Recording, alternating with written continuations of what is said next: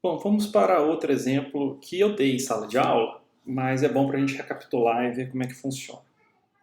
Bom, vamos lá. O que a gente tem aqui é uma função clear, são duas implementações distintas de uma função que faz a mesma coisa, no final das contas, né? Mas a gente chama aqui de clear 1 e clear 2. Na clear 1, a gente passa um array para ele, tá? E o tamanho do array. E a gente percorre esse array pelo índice. Então, para cada índice do array, então o array i é igual a zero. Eu estou zerando esse array até o total do size. Então, i é igual a zero, i menor do que size, i é igual a i mais 1. Tá? No segundo caso aqui, eu estou trabalhando com ponteiro. Então, essa é a diferença. Né? Então, aqui é array, aqui é ponteiro. Então, aqui eu estou passando um ponteiro para o array e o tamanho. Mesma coisa. Tá? Aqui, diferentemente, eu varro não pelo índice, mas pelo endereço. Então, P recebe o endereço, enquanto P, o endereço P for menor do que o endereço do array size, que é a última posição, último endereço do array, né? E P igual a P mais 1, sendo que P é o endereço, eu coloco como conteúdo lá desse endereço o valor 0. Tá? Vamos ver o que diferencia um do outro. Tá? Esse é o nosso objetivo aqui. Bom, só passar aqui por uma caneta. Então, aqui no caso do array, eu começo primeiro com... Essa aqui é uma instrução load imediato, x5, 0. O que eu estou fazendo aqui é colocando o conteúdo de x5 igual a 0. Tá? Aí eu entro no loop, né? Então a próxima instrução é essa aqui, isso aqui é só o label, né? No assembly, então isso aqui não conta, a gente entra aqui. Aqui eu tenho um shift left logical imediato, então eu estou pegando x5 e shiftando 3 vezes para a esquerda e guardando esse valor no x6. Shiftar 3 vezes para a esquerda significa que eu estou multiplicando por 8. Lembra que os nossos dados, de novo, são 64 bits, e na memória está armazenado por bytes, então eu preciso de 8 bytes para armazenar o dado, então eu preciso de 8 posições de memória, então sempre que tem que pular de 8 em 8. Então o que eu estou fazendo aqui é o seguinte, eu estou pegando o índice i e multiplicando por 8 e colocando em x6. No próxima instrução aqui, no add, eu pego o valor do x6, tá? Vamos colocar aqui que no início é 0, né? Até porque o i começa com 0, né? O x5 é 0, então o 0 vezes 8 vira 0. Então eu estou pegando esse x6 0 e somando com x10. x10 é a posição inicial do array, é o endereço da posição, guarda a posição inicial do início do array. Tá? Então, x7, nesse caso, aqui nesse primeiro passo, vai guardar a posição, o endereço da posição inicial do array. Aí eu pego x0, né, na próxima instrução eu faço um store, né, eu pego o x0 e guardo nesse endereço que eu dei, então o array 0 vai ser igual a 0. Aí agora eu estou fazendo x5 é igual a x5 mais 1, que é o i igual a i mais 1, já que o x5 representa o índice, né? E aí eu tenho um branch aqui, ó, um desvio condicional. Eu pergunto, x5 é menor do que x11? x5 é o índice, que nesse caso é 0. x11 é o size. Tá? Suponha que o nosso size aqui seja igual a 2. Então x5 é menor do que x11. O conteúdo de x5 é menor do que o conteúdo de x11. Então, nesse caso, eu vou para o loop. Tá? E observe que x5 mudou. Agora x5 é x5 mais 1. Tá? X5 passa a ser 0 mais 1, 1. Então eu multiplico 1 por 8, né, shiftando 3 vezes. Faço a soma, então agora eu vou estar no array 1, não no array 0 mais, mas na posição array 1, porque é a base do array mais 8 e não mais 0. E aí nessa posição eu vou lá e coloco 0. Então no array 1 eu coloco 0. Somo x5 igual a x5 mais 1, passo o índice a valer 2. 1, no caso aqui 2 ainda é menor, então ele vai para frente, continua, né? Até a gente chegar no final, tá bom? No caso do lado de cá, o que eu tenho é um ponteiro. Então aqui a coisa muda um pouquinho. O que eu estou fazendo aqui é movendo o valor de x10 para o x5. Então observe que eu estou passando já o endereço do array para o x5. O x5 agora não é mais um índice, mas é o endereço, né? O endereço inicial do array.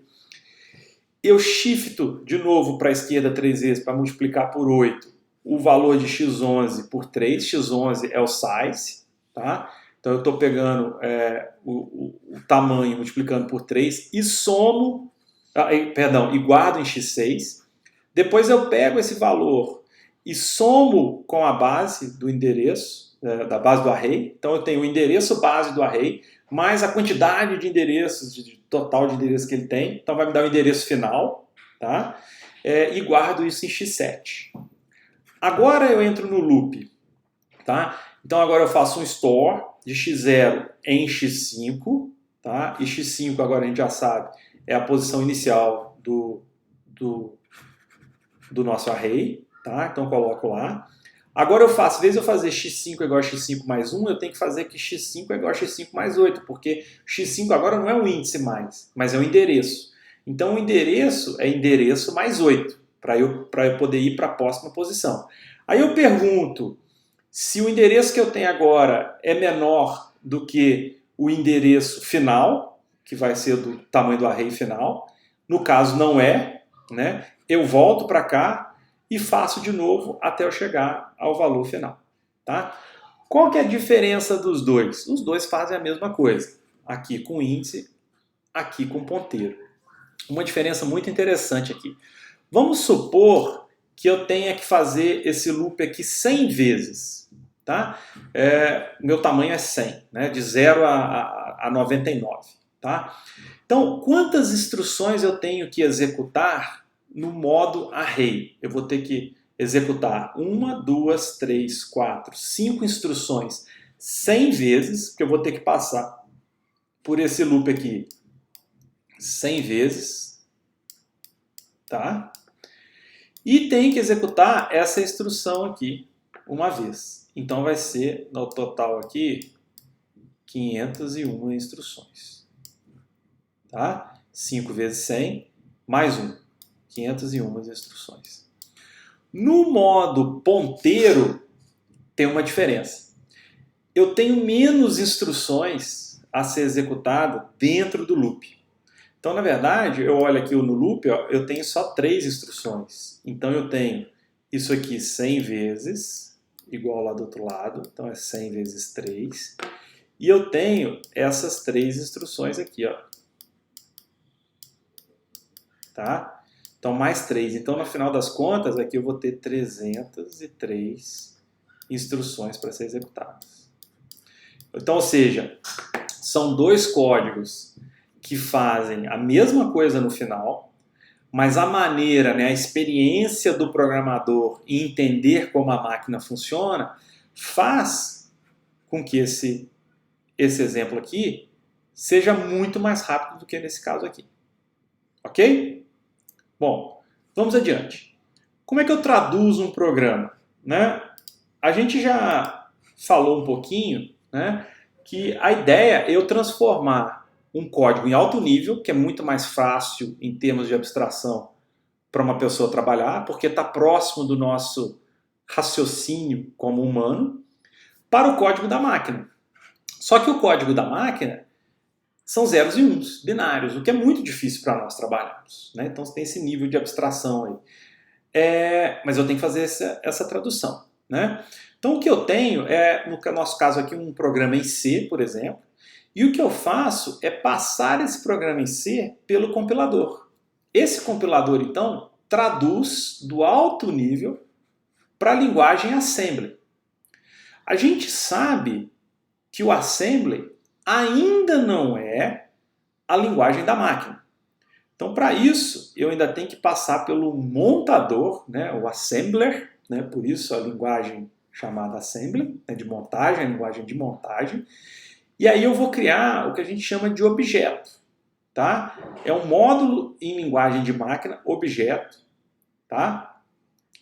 Bom, tem alguns compiladores que já passam direto para o objeto. Tá? Eles, às vezes, alguns geram o assembly e o objeto juntos. Tá? Outros não, tem que passar pelo assembly.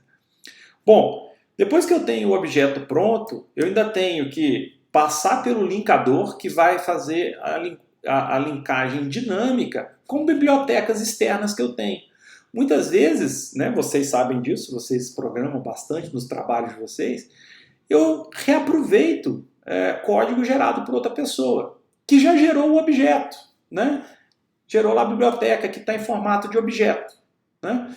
E eu linko isso ao meu programa. O linkador, então, vai pegar o meu código, linkar com o código do objeto e montar o executável, que é o programa em linguagem de máquina especificamente. Tá? E aí, por fim, eu vou ter o montador. Tá? Então aqui eu faço um link estático, né, juntando essa biblioteca com o meu código. E aí depois o montador copia o executável para a memória. E aí sim eu posso trabalhar. Bom, alguns de vocês já devem ter utilizado lá o GCC para compilar programas em C, por exemplo, e viu que o GCC tem alguns níveis de otimização. Né? Você pode colocar lá o GCC com o O1, com o O2, com o O3 e ver como é que é a performance do programa. Né? Então, aqui é um exemplo de um programa sort, né, de ordenação, compilado para o GCC no Pentium 4, no Linux. Tá?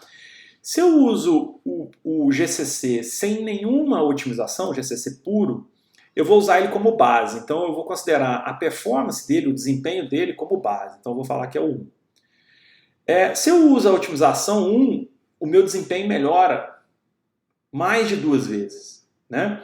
Se eu uso a otimização 2, ela melhora mais um pouquinho. Se eu uso a otimização 3, ela melhora ainda mais um pouco.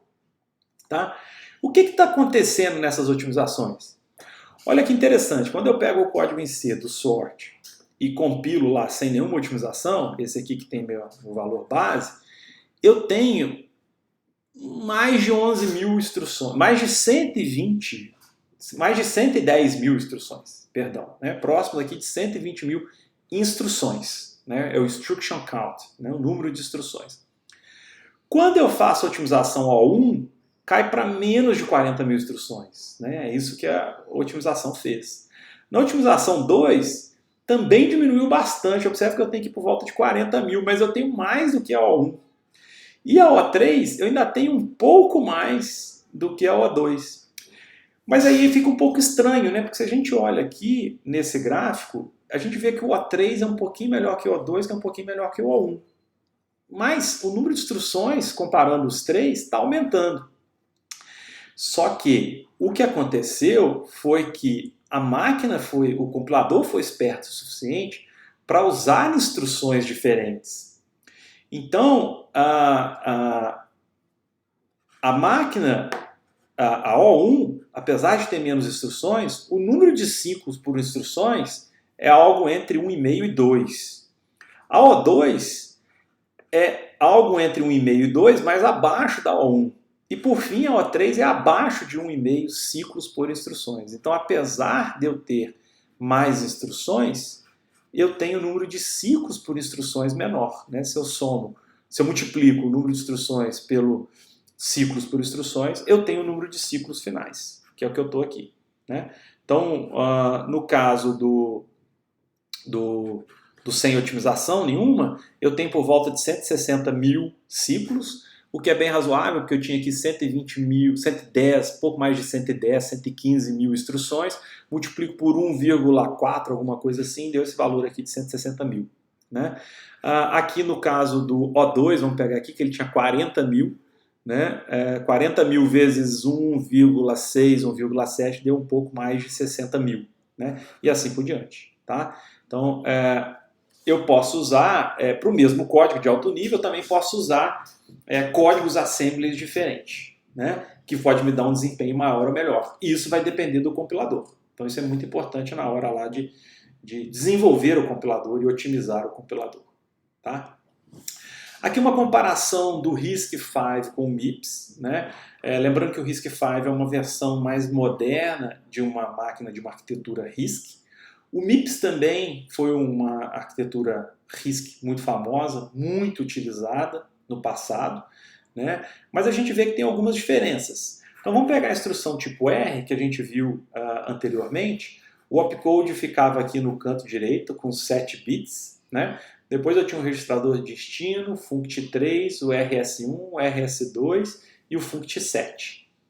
No MIPS, as coisas ficam um pouco diferentes. Eu tenho um opcode aqui na esquerda, em vez de ser na direita, e eu uso 6 bits, ele não precisa de 7. Aí vem os 3 registradores, o primeiro de origem, o segundo de origem e o de destino. Vem aqui uma constante e o opx, que seria fazer o nosso papel de funct, tá? Com 6 bits. E a gente vê a diferença do load, do store e do branch, né? Só para vocês poderem comparar e fazer uma análise entre eles. O que é importante aqui, uma mensagem muito interessante que fica aqui. Ambas as arquiteturas são arquiteturas do tipo RISC. Então, elas são estruturas, geralmente, como eu já disse antes, as RISC têm uma regularidade muito grande. E a gente vê que todas as instruções aqui, nesse caso, têm 32 bits, tá? Tanto no MIPS quanto no RISC. Isso ajuda demais na hora da gente criar a organização da máquina, né? Vai ficar claro para vocês daqui a algumas aulas quando a gente começar a entender como é que o processador funciona, como é que o caminho de dados funciona. Isso ajuda muito na elaboração da máquina, de fazer a máquina funcionar, tá?